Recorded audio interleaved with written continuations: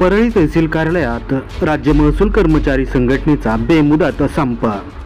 महाराष्ट्र राज्य महसूल कर्मचारी संघटना शाखा बीडच्या वतीने महसूल कर्मचारी यांचे शासन स्तरावर प्रलंबित असलेल्या विविध मागण्यांच्या अनुषंगाने 15 जुलै 2024 पासून बेमुदत संपास सुरुवात करण्यात आली आहे। यावेळी परळी तहसील कार्यालयातच राज्य महसूल कर्मचाऱ्यांनी हे आंदोलन संप चालू केला आहे। ऐकूया त्यांच्या शब्दात। काय सांगाल आपण 15 तारखेपासून बेमुदत संप करत आहात, तर काय मागण्या आहेत तुमच्याकडे?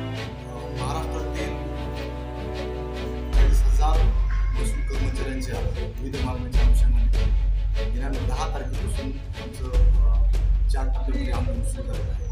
10 तारखेला आम्ही काळ्यापट्टी जाऊन आंदोलन केलं, 11 तारखेला दुपारच्या वेळेस सुट्टीमध्ये निदर्शन केलं, 12 तारखेला आम्ही आंदोलन केलं, 15 तारखेपासून आम्ही महसूल कर्मचाऱ्याच्या विविध 15 मागण्या आहेत त्या अनुषंगाने संप सुरू केला। त्यामध्ये प्रामुख्याने मागणी जुन्या पेन्शन कागद समितीचा अहवाल आहे महसूल विभागाचा, पुन्हा 6 मध्ये महसूल विभागाचा अहवाल, त्यानंतर आपल्याकडे महसुली आत्महत्या बंद, तसेच तलाठी आणि महसूल सहायकांचा ग्रेड संदर्भात मागणी आहे। दोन्ही विभागाच्या दोन्ही कर्मचाऱ्यांच्या विविध परीक्षे संदर्भात मागणी, अव्वल तात्पुरते एनटी संदर्भात मागणी आहे। अशा महसूल कर्मचाऱ्यांच्या विविध 15 मागण्याच्या अनुषंगाने आम्ही 15 तारखेपासून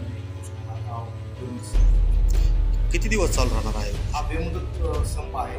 23 तारखेला माननीय महसूल मंत्री